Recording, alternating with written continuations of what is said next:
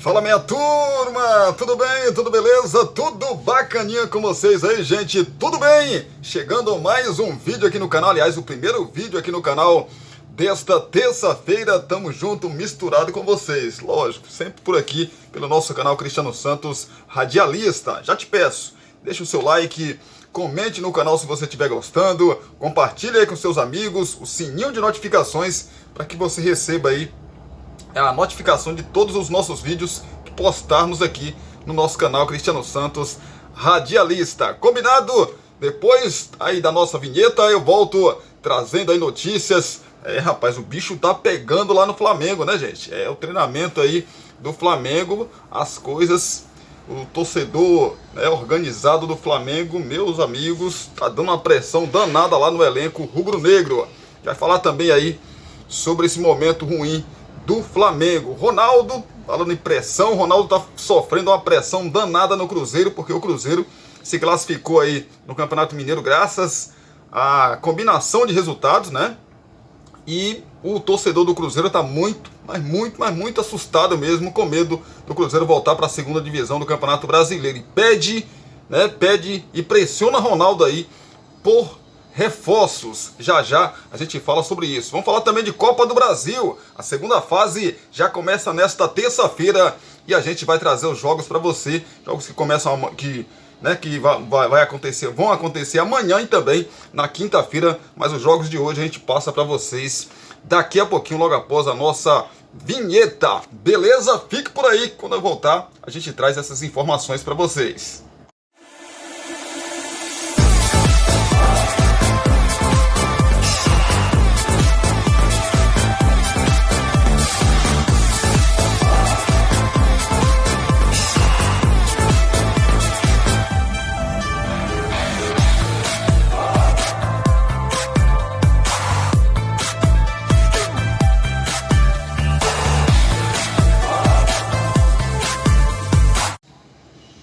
Vamos lá então, trazer notícia, trazer informação para você que está aí ligado com a gente. Pois é, gente, falar aqui do Flamengo. O Flamengo tem treino com segurança reforçada e torcedores na porta do CT.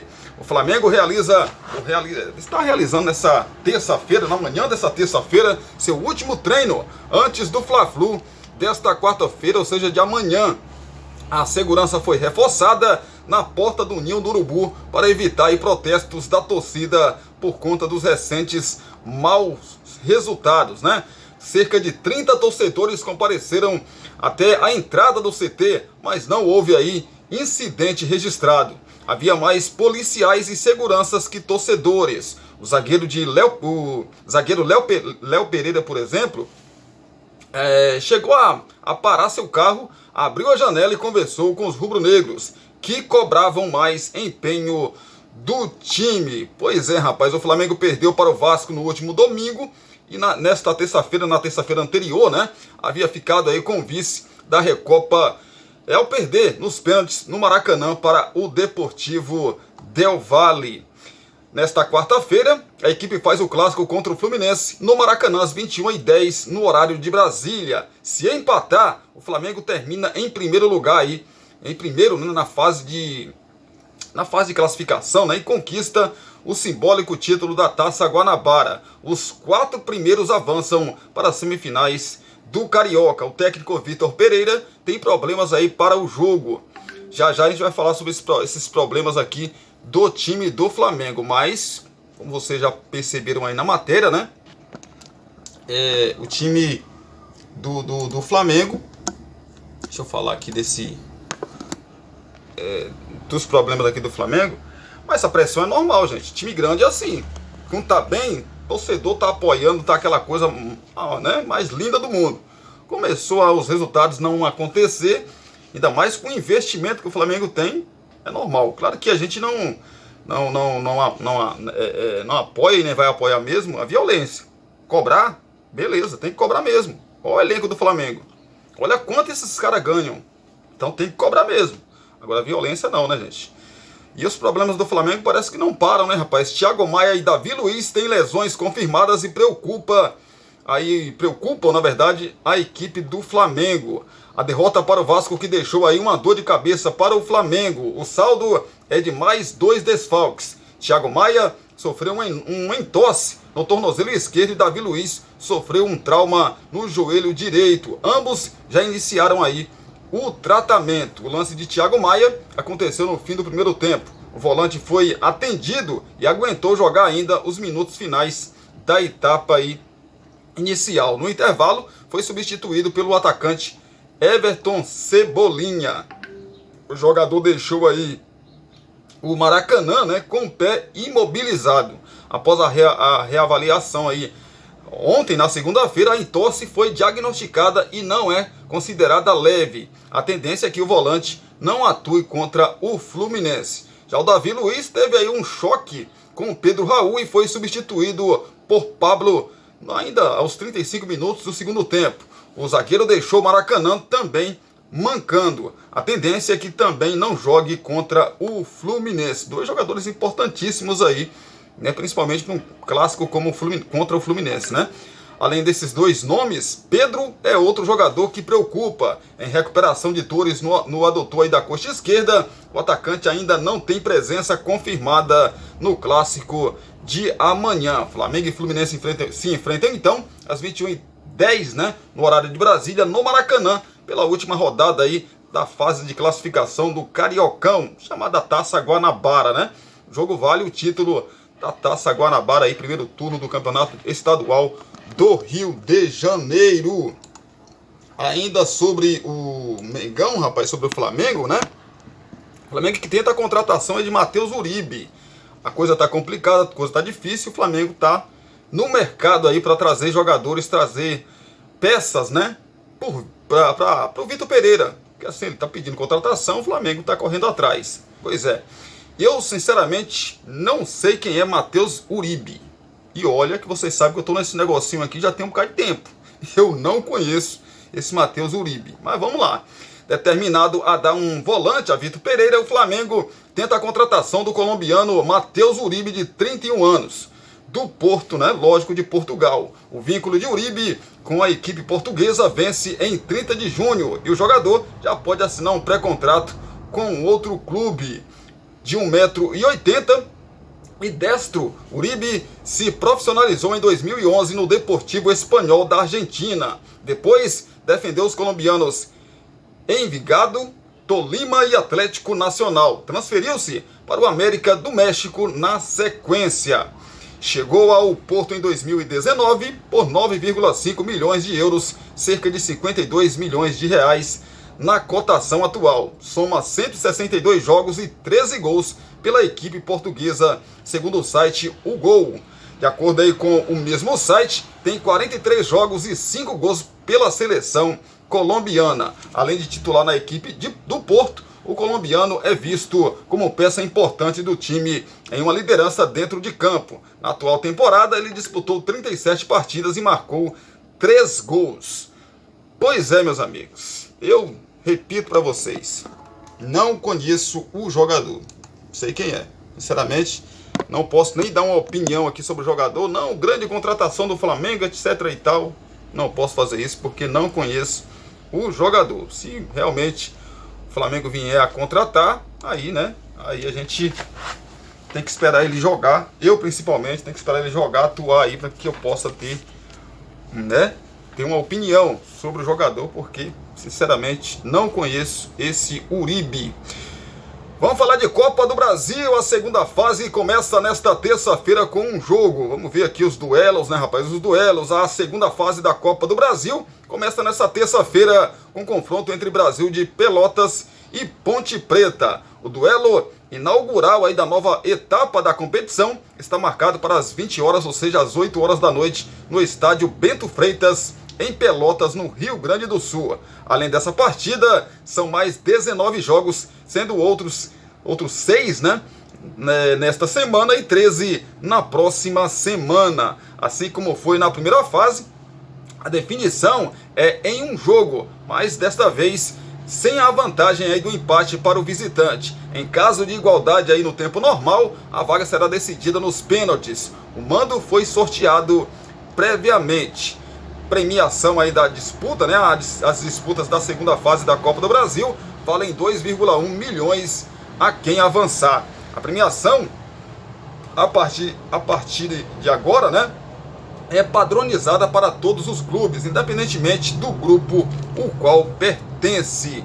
Pois é, na primeira fase, as equipes da Série A que avançaram na verdade, né, faturaram aí 1,7 milhão de reais. Os da B, 1,4 milhão, né? E os outros grupos aí da Série C e D, ou que se classificaram, né, via estaduais, levaram 900 mil reais. A CBF irá distribuir uma premiação recorde na Copa do Brasil 2023. Serão 420 milhões de reais divididos entre a primeira fase até a final. O campeão leva 70 milhões e o vice 30 milhões de reais, sem contar aí o valor acumulado das outras fases. O campeão da Copa do Brasil acumulará então 91,8 milhões de reais se vier desde a primeira fase e fizer aí parte do grupo 1.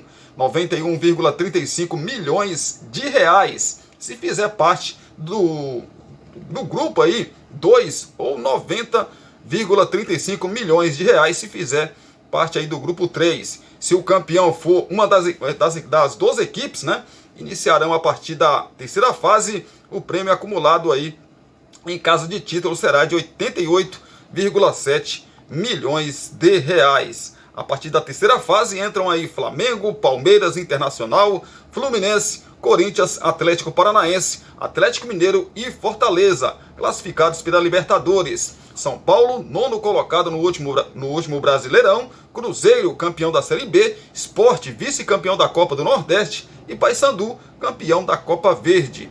Eles se juntam aos 20 clubes que passaram aí das duas primeiras fases. Os jogos serão em ida e volta, com sorteio dos confrontos de mando pela CBF. Em caso de empate, na soma aí dos placares, né, dos dois jogos, a decisão será nas penalidades máximas.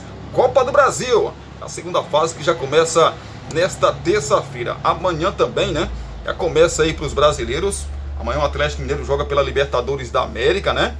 O Galo Vingador, rapaz, joga pela Liberta amanhã, pela pré-Libertadores da América. Um Galo que só tem esse adversário agora, é passar e alcançar aí a fase de grupos. E a gente tá falando da pressão aqui no Flamengo, né? E no Cruzeiro não é diferente não, meu amigo. O Cruzeiro ficou 3 anos aí na Série B do Campeonato Brasileiro, né? Subiu na temporada passada, vai disputar a Série A desse ano, mas o primeiro campeonato que o Cruzeiro disputou e está disputando é o Campeonato Mineiro. Muito fraco, por sinal. E o Cruzeiro só conseguiu se classificar porque o América Mineiro venceu o seu jogo e ele empatou o seu. Se não fosse o América, o Cruzeiro não se classificaria. O América é o adversário do Cruzeiro na semifinal da competição do Campeonato Mineiro. E aí, o torcedor está assim, muito preocupado, né? Porque vem aí uma Série A de Campeonato Brasileiro. Dentro de 30 e poucos dias começa a Série A do Campeonato Brasileiro. Hoje é 7, né? Então falta o que? 1 mês e 8 dias para começar a Série A. Menos que isso, 1 mês e 7 dias, né? A Série A começa dia 14. Então, do mês que vem, né? Então falta 1 mês e 7 dias para que comece aí a Série A do Campeonato Brasileiro. O torcedor está pressionando o Ronaldo. Ele já até falou nas suas redes sociais aí que não vai fazer contratação, pelo menos por enquanto, né? Ele acertou aí um contrato, vamos colocar assim, com o Pedrinho, né? E que não é jogador não, viu, gente? É um empresário que vai ajudar o Cruzeiro aí, vai até junho, né? Ele deve depositar nos cofres do Cruzeiro aí 100 milhões de reais. Ronaldo já disse que esse dinheiro vai para pagar contas e não para fazer contratações. E o torcedor do Cruzeiro está xingando o Ronaldo de tudo quanto é nome, gente. Porque o Cruzeiro nitidamente precisa de contratação e Ronaldo está pedindo paciência para o torcedor do Cruzeiro. Aí você pedir paciência para o torcedor do Cruzeiro que ficou 3 anos na Série B é uma coisa assim, uma coisa doida, né? Imaginar um negócio desse. É coisa doida. Mas com esse time, se o Cruzeiro não contratar com esse time, eu não tenho dúvida que o Cruzeiro volta para a Série B. porque a Série A desse ano vai ser muito, mas muito forte, mas muito difícil mesmo. Eu me arrisco até a dizer que a Série A desse ano vai ser a Série A mais difícil de todos os tempos. Pode ter certeza disso. Né? E se o Cruzeiro for disputar a Série A com esse time que está aí, a probabilidade é gigantesca dele voltar para a Série B. Então vamos falar do Cruzeiro então, né, rapaz? Ronaldo explica acordo da SAF do Cruzeiro com Pedrinho e nega usar aporte para contratações. Com contrato oficializado aí com Pedro Lourenço, Ronaldo explicou o acordo da SAF do Cruzeiro aí com o empresário, divulgado na última semana. Segundo o sócio majoritário aí da Sociedade Anônima do clube, Pedrinho não participará da gestão e o aporte não vai ser aí usado para contratações. Em live transmitida pela internet, Ronaldo enalteceu o empresário cruzeirense e admitiu que a própria equipe procurou Pedrinho para fechar o contrato. Ele explicou que a operação representa aí um empréstimo que pode ser transformado em ações, debentures conversíveis e que por isso Pedro não participará da gestão. O que nós fizemos foi uma espécie de empréstimo que pode ser convertida em ações da minha empresa que detém aí 90% da SAF do Cruzeiro. É uma oportunidade de negócio. Ele vê e acredita na gestão. Ele, Pedrinho, não vai estar na nossa gestão. Não vai ter nenhuma gerência dentro da gestão do Cruzeiro, explicou aí o fenômeno Ronaldo. Outro ponto explicado aí por Ronaldo é o destino do aporte de Pedro Lourenço, que gira em torno de 100 milhões de reais. O sócio majoritário aí do Cruzeiro negou investir em contratações, mas sim para arcar aí com despesas do clube e potencializar o trabalho já realizado. Disse Ronaldo, esse dinheiro é para a gente terminar o ano, fluxo de caixa, despesas operacionais, pagar e também pagar salário. Com essa operação, a gente está garantindo que a gente termina aí o ano saudável. Não temos previsto fazer contratações com esse dinheiro. Por fim, o fenômeno disse estar esperançoso e feliz com o acordo fechado com Pedrinho. Segundo a apuração aí do GE, o aporte deve começar a cair nos cofres do Cruzeiro a partir do meio do ano, caso o planejamento seja cumprido. Rapaz, agora falar para o torcedor que não vai ter contratações, né? O time tendo aí se classificado na Bacia das Almas, dependendo dos outros no campeonato estadual que é tão fraco, é difícil, gente. É difícil, né? Só quem já passou por situações parecidas sabe o que o torcedor do Cruzeiro está pensando, né? Preocupado. Pois é. Falar de Vasco da Gama, Vasco usa 8 jogadores revelados na base em vitória sobre o Flamengo. Mesmo com investimento aí de quase 110 milhões de reais no elenco, o Vasco segue apostando aí na base nesta temporada. No último domingo, por exemplo, na vitória por 1-0 sobre o Flamengo, Maurício Barbieri mandou a campo 8 jogadores formados no clube. Miranda, Rodrigo, Andrei Santos, Gabriel Peck e Alex Teixeira foram titulares. Esse último foi revelado pelo Vasco em 2008, rodou o mundo e voltou ao clube na temporada passada. Os outros têm idade entre 18 e 22 anos. No decorrer aí do clássico, entraram Barros, Marlon Gomes e também o garoto Figueiredo. A entrada dos garotos é fruto aí do bom processo de transição que o clube adotou no último ano, quando revelou nomes como Andrei Santos, Marlon Gomes e também o Eginaldo. O atacante ficou no banco no clássico, assim como Galaza e também o Eric Marcos, também jogadores da base vascaína. A título aí de comparação, no último clássico contra o Flamengo em 2022, 3 garotos da base do Vasco foram titulares. Juninho, emprestado ao Orlando City nesta temporada, Riquelme lesionado e Peck. Andrei e Figueiredo entraram no segundo tempo da derrota por 2-1. Ao todo, o Vasco já utilizou aí 21 atletas da base em 2023. Alguns tiveram chances nas 2 primeiras rodadas do Campeonato Carioca, quando Barbieri estava com um elenco aí em pré-temporada nos Estados Unidos. E um time aí alternativo foi escalado. mas o treinador tem dado chances a algumas promessas do clube, como o lateral direito Paulinho e os atacantes Ryan e também o GB. A história do Vasco, ela mostra isso. O Vasco vitorioso devido à sua categoria de base. O Vasco nunca foi um time de assim, até esses 110 milhões de reais, mais de 110 milhões de reais que o Vasco gastou em contratação, é a primeira vez que o Vasco contrata tantos jogadores, primeira vez na história do Vasco. Nem na época tão vitoriosa do Vasco, 97, 2000, o Vasco não fez assim aquisições com valores tão altos, né? É a primeira vez que isso acontece. Então assim, o Vasco sempre foi socorrido pela base. Tinha jogadores experientes ali que chegavam ao Vasco por empréstimo, de alguma oportunidade de mercado. O Vasco pegava esses garotos, né, da base e, né, como foi o Pedrinho, o Juninho Pernambucano não, porque o Juninho Pernambucano veio do esporte, né? Já garoto, mas veio do esporte. Então, outros jogadores, né, que subiram naquela época, 97, 2000, vieram da base do Vasco. O Vasco foi um time naquela época que praticamente ganhou tudo, né? O que disputava, o Vasco ganhava. Então, o Vasco vai continuar usando muita base e subiu bons jogadores, né? Subiu bons jogadores aí. Pode dar muitos frutos ao Clube de Regatas Vasco da Gama. Falar do Botafogo, rapaz, porque o TJD do Rio de Janeiro suspende aí Tiquinho por 8 jogos. E Marçal por 5. Botafogo perde mandos de campo também.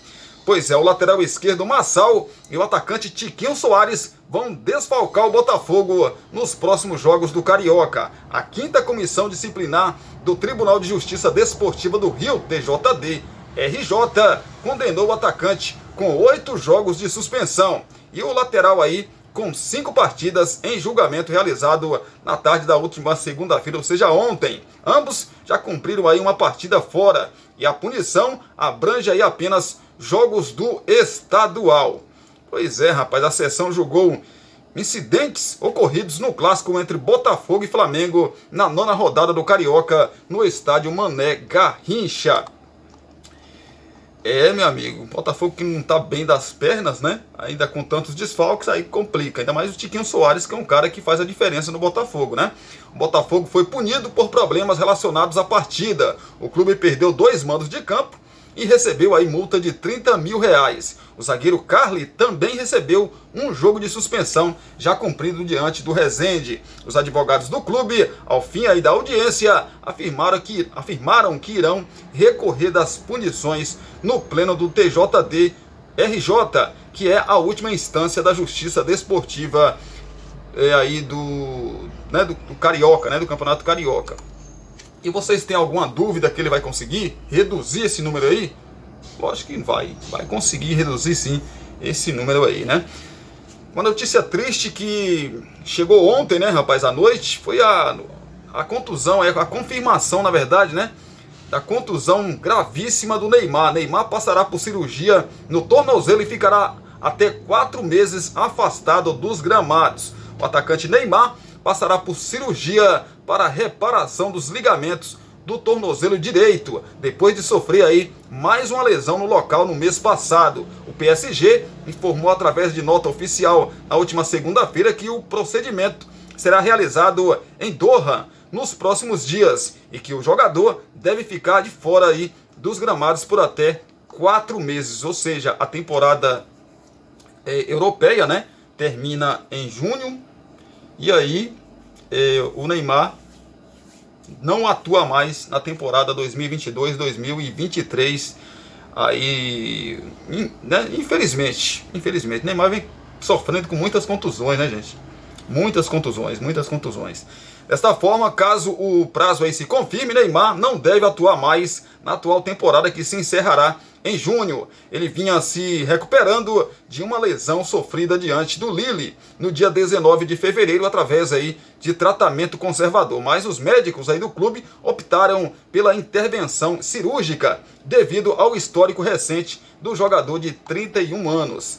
Neymar Júnior teve vários episódios de instabilidade do tornozelo direito nos últimos anos. Após sua última entorse, a equipe médica do Paris Saint-Germain recomendou aí uma operação de reparação ligamentar, a fim de evitar um grande risco de recorrência. Todos os especialistas consultados aí confirmaram essa necessidade. Essa cirurgia será realizada nos próximos dias no Hospital Aspetar, em Doha.